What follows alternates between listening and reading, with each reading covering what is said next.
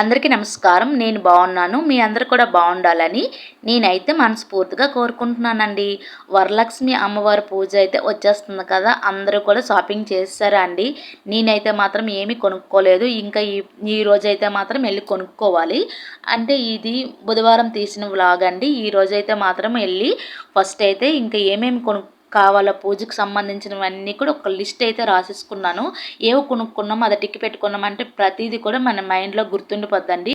ప్రతి సంవత్సరం చేసుకున్న పూజ అయినా అమ్మవారి పూజ కోసము కొన్ని అయితే కొనుక్కుంటాం కదండి. కొబ్బరికాయలు ప్రతిదీ కూడా ఏవైనా సరే మర్చిపోకుండా అన్నీ తెచ్చిపెట్టుకుంటే తప్పేం లేదు కదా. ఇక్కడైతే బుధవారం కాబట్టి అమ్మవారికి నిత్య దీపారాధన అన్ని నార్మల్గా చేసేస్తున్నానండి. ఇంపార్టెంట్ డేస్లోనే కొంచెం హెవీగా పువ్వులు అవన్నీ కూడా పెట్టి ఏదో ఒక ప్రసాదం అయితే వండి పెడతాను.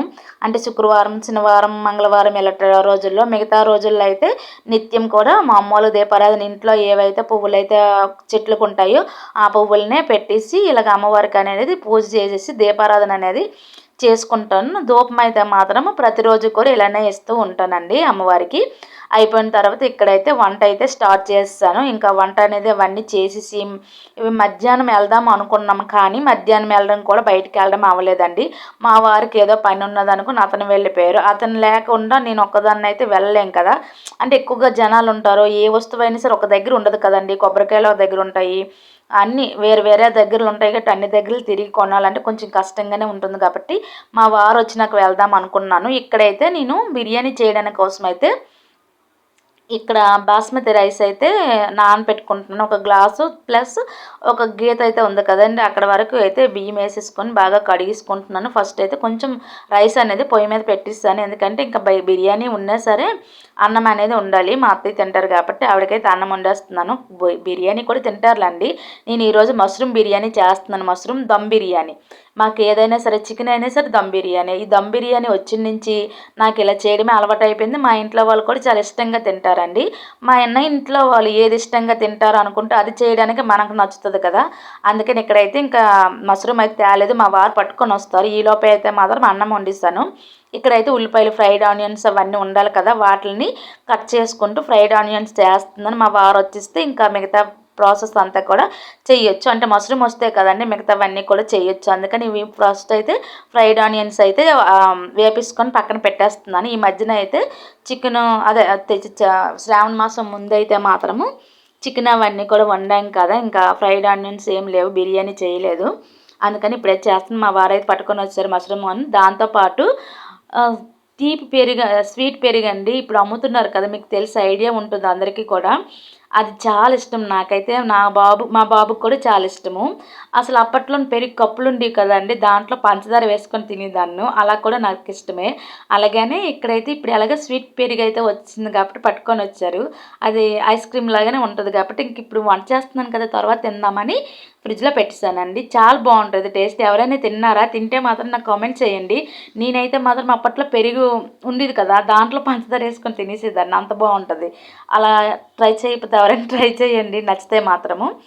ఇక్కడ మష్రూమ్ తెచ్చారు కదా, చాలా ఫ్రెష్గానే ఉన్నాయండి. అయితే వీటిని ఒకసారి పైన చెత్త గట్రా ఉంటుంది కదండి, అవన్నీ కూడా నీట్గా క్లీన్ చేసేసుకుంటున్నాను. నేను మష్రూమ్ బిర్యానీ అనేది నార్మల్గా చెప్పేస్తాను, రెసిపీ అనేది క్లారిటీగా ఇందులో పెట్టలేదండి. ఎందుకంటే నేను షార్ట్ వీడియో తీస్తాను, లాంగ్ వీడియో అనేది అక్కడక్కడే తీసాను. ఒకటి తీస్తే ఒకటి తీయడం అయితే అవ్వదు. అందుకే అంటే నాకు అలా తీయడం అనేది నాకు తెలీదు, రెండు ఎలా తీయాలా ఏంటి అనేది. అందుకని నేను షార్ట్ వీడియోలు నేను ఎక్కువగా చూస్తుంటారు కదండి, అందుకని రెసిపీ కూడా మీకు అర్థమవుతుంది, సింపుల్గా అర్థమైపోద్దని నేను షార్ట్ వీడియో తీసాను. అది అనేది ఇంకా చూస్తాను, ఈరోజు సాయంత్రం పెట్టడానికి ట్రై చేస్తాను. ఫస్ట్ అయితే మాత్రం ఈ లాంగ్ వీడియోనే పెడతాను కాబట్టి ఇంకా ఇక్కడ ప్రాసెస్ చూపిస్తున్నాను. ఏంటంటే ఫస్ట్ అయితే బిర్యానీ బాస్మతి రైస్ నానపెట్టేసాను కదా, ఫ్రైడ్ ఆనియన్స్ కూడా వస్తాయి కదా, మష్రూమ్స్లోనే బిర్యానీ స్పైసెస్, అలాగే అల్లం వెల్లుల్లి పేస్టు, ధనియాల పొడి, జీలకర్ర పొడి, కొంచెం కారం, ఉప్పు, కొంచెం ఫ్రైడ్ ఆనియన్స్ ఇవన్నీ వేసేసుకొని పెరుగు అవన్నీ వేసేసుకొని బాగా కలుపుకున్నాక మష్రూమ్స్ వేసేసి అవి కూడా బాగా కలుపుకున్నాక కొత్తిమీర పుదీనా అవి కూడా వేసేసుకొని కలుపుకొని ఒక క్షణం ఉంచేసాక కలయితో పాటే అది కలుపుకున్నాం కదండి వాటితో పాటే పొయ్యి మీద పెట్టుకొని అవి కొంచెం మగ్గిపోయినాక సగం అనేది మష్రూమ్ అనేది తీసి పక్కన పెట్టేస్తాను. అవి దానిపైన లేయర్గా వేద్దామని ఒకవైపు అయితే నానబెట్టుకున్న బాస్మతి రైస్ అయితే ఒక పక్క ఎసరు పెట్టాను కదా, దాంట్లో కూడా బిర్యానీ స్పైసెస్ కొంచెం అల్లం వెల్లుల్లి పేస్టు కొంచెం ఆయిల్ అలాగే రైస్కి తగ్గట్లు ఉప్పు అవన్నీ వేసేసుకొని జీలకర్ర అవి కూడా వేసేసుకొని ఆ బాయిల్ కొంచెం అయినాక దాంట్లోనే నానబెట్టుకున్న బాస్మతి రైస్ వేసేసి ఒక 80% ఉడికినాక ఇప్పుడు మష్రూమ్ అయితే ఆ కళాయిలో ఉడికించాం కదండి దాంట్లోనే ఈ రైస్ తీసి లేయర్లుగా వేసేసి అలాగే ఫ్రైడ్ ఆనియన్స్ అలాగే పుదీనా కొత్తిమీర మెయిన్ ఉండాలండి దమ్ బిర్యానీకి. ఇవన్నీ లేయర్లుగా వేసేసుకొని మూత పెట్టుకొని ఒక పావు గంట అయితే మీడియంలోనే దమ్ ఇచ్చామనుకోండి పొడి పొడిలాడుతూ ఎక్సలెంట్గా వచ్చేది బిర్యానీ. ఇక్కడైతే బిర్యానీ కూడా తయారైపోయిందండి. ఇక్కడైతే మా బాబుకి అనేది లంచ్ బాక్స్ కట్టేస్తున్నాను.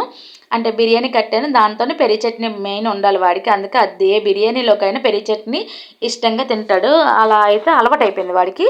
వాటిని వేసేసి అలా అయితే మాత్రం బాక్స్ కట్టేసాను కదా. ఇప్పుడైతే మా అత్తయ్య కూడా తిన్నారండి. ఇంక స్పైసీ ఎక్కువ లేదు చాలా బాగుందని చెప్పారు. మా వారు నేను ఇద్దరం కూడా తింటున్నాము. టేస్ట్ అయితే మాత్రం చాలా బాగా వచ్చింది. బిర్యానీ అనేది పొడి పొడిలాడుతూ ఎక్సలెంట్గా వచ్చింది దమ్ బిర్యానీ. ఈ బిర్యానీ తినేసాక ఒక్క క్షణం పోయినాక వెళ్దాం అనుకున్నాము బయటికి ఏమైనా కొనడానికి, లేకపోతే ఈవినింగ్ అయిపోయింది మేము వెళ్ళినప్పటికి. దగ్గర ఇప్పుడు అయితే 4:30కి అయితే బయలుదేరాం. వరలక్ష్మి వ్రతం పూజ కోసం అన్ని కొనడానికి అయితే వెళ్తున్నాము. ముందు అంటే ఈరోజు బుధవారం కొనుక్కుంటే అయిపోద్ది కదా. లక్ష్మీవారం ఏవైనా మర్చిపోయినవి ఏవైనా ఉన్నాయి అనుకోండి ఆ రోజు తెచ్చుకోవచ్చు. ఇంక ఇంట్లో పనులు కూడా ఉంటాయి కదా, గుమ్మలు అవన్నీ ఒత్తుకోవడం అవన్నీ కూడా, అందుకనే బుధవారమే వెళ్తున్నాము. అది షాపింగ్కి మేము వెళ్తున్నాం కదా. ఇప్పుడు మా వారు చూడండి, ఇంక నేనైతే ఎక్కువే డబ్బులు పట్టుకోమంటున్నాను. బావా మా వారు గడుగుతాను చూడు, షాపింగ్కి వెళ్తున్నాం కదా డబ్బులు పట్టుకున్నావా? ఎంత పట్టుకున్నావు? ఒక 5,000 పట్టుకున్నావా? 5,000 ఎంత ఉన్నా సరే నీకు 500 రూపాయలు చీరే కానీ నచ్చుతుంది కదా. అదండి, ఎంత ఉన్నా షాపింగ్కి అంతా రివర్స్ అనమాట. అక్కడికి వెళ్ళినాక మరి ఇంకంతే ఎక్కువ కాస్ట్లీది అనేది ఎక్కువగా కాస్ట్లీ చీరలు అనేవి కానీ ఎప్పుడు నేను తీసుకోను. ఎప్పుడైనా పెళ్ళిళ్ళు అవన్నీ ఉంటే తప్ప మామూలు రోజులు అయితే తీసుకోను. అందుకని మా వారు కూడా రెడీ అయిపోయారు కదా, ఇప్పుడైతే మేము బయలుదేరుతాం. ఇక్కడ షాపింగ్కి అయితే వచ్చాం కదండి. ఈ ఒక్క షాపింగ్ మాల్లో ఎంతమంది ఉంటే ఇంకా బయట ఇంకెన్నో ఉన్నాయి. వాటన్నిటిలో ఇంకెంతమంది జనాలు ఉన్నారో అసలు మార్కెట్ కూడా ఖాళీ లేదు. ఎంత బాగా చేస్తున్నారు అసలు అమ్మవారి పూజలు అనేవి. ఎంత అవగాహన వచ్చిందా జనాలకని నాకైతే చాలా హ్యాపీగా ఉందండి. ఈ అమ్మవారి కరుణా కటాక్షం అందరిపైన ఉండాలని నేనైతే మనస్ఫూర్తిగా కోరుకుంటూ నేను కూడా ఒక చీర అయితే కొనుక్కొని ఇంటికైతే వచ్చానండి. వీడియో కానీ నచ్చితే ప్లీజ్ సబ్స్క్రైబ్ మై ఛానల్.